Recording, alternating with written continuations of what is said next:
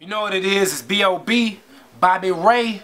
You know what I'm saying? Don't play from the A, East Side all day. And right now, you were tuned into BombOnThem.com. B.o.B, it's BombOnThem.com. We just got a first glimpse of Strange Clouds. Let me ask you this: what is your creative process going into this album as opposed to your first album?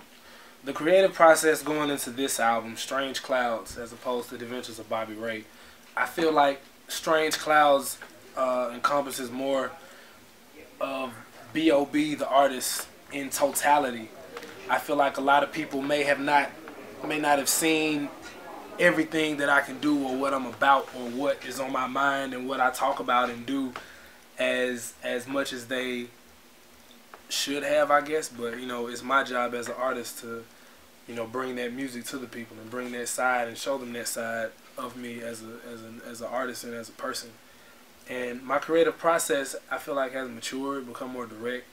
You know, I spend a lot less time wondering, or a lot less time, you know, kind of trying to guess in the studio.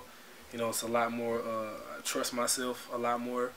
And that's very important. You know, as an artist, you know, sometimes, you know, you lose trust in yourself and in your vision because you may not feel you're where you need to be, you know. But I knew with me it was going to take me a lot longer, you know, and I feel like I've become pretty accomplished thus far in my career, but I still feel like I want to, you know, take it further, you know, and really go even further with my music and open up, you know, really open up, you know, dimensions sonically. You know, I'm all about, you know, music and how it rings out and how people hear it and how it makes people feel, and I feel like I've captured a lot more of that with this album. I feel like, you know, speaking to my fans and whoever's listening and whoever's the audience, I kind of look at it more as an audience when it comes to what I'm talking about, you know, and then you gain fans from that audience, you know. But it's kind of like meeting people halfway, because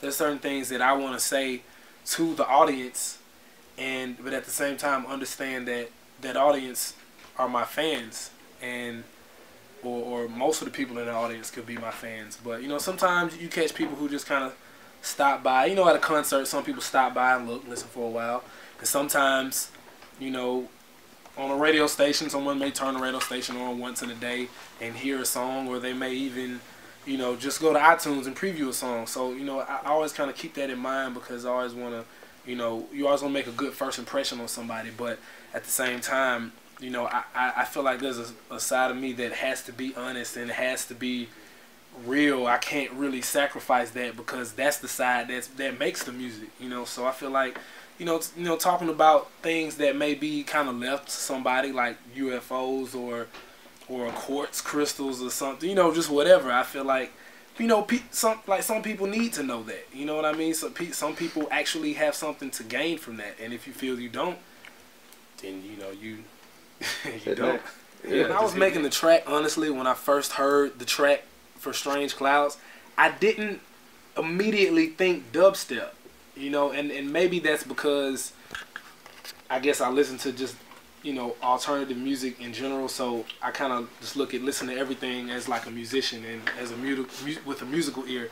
But after the song was recorded and I put the hook on it, I was like, you know what, this is actually, you know, like very dubstepish, you know, and it has a really strong dubstep influence in it. And you know, for me to listen to very alternative music, or what may be called alternative, you know, music is music, but I really like it because it gave me a chance to rap on a style of music that I listen to and that I like as a fan, and connect it, you know, and that's really big for an artist, because you know, a lot of artists listen to all types of music, and we all want to be able to make what we listen to and enjoy, and Strange Clouds is like that song. I want people to take away from it, I want them to just feel good from this album. I want them to listen to it, and I want them to, you know, kind of, you know, you can't really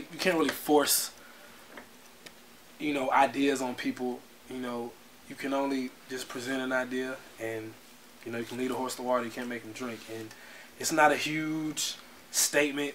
You know, it's not like, you know, a huge campaign towards a certain group of people, or, you know, it's not really too assuming. You know, it's really just a project that reflects my current outlook on life and my current skill level with making music and with putting together songs and ideas that I feel people should hear, and I feel that I want to present to people.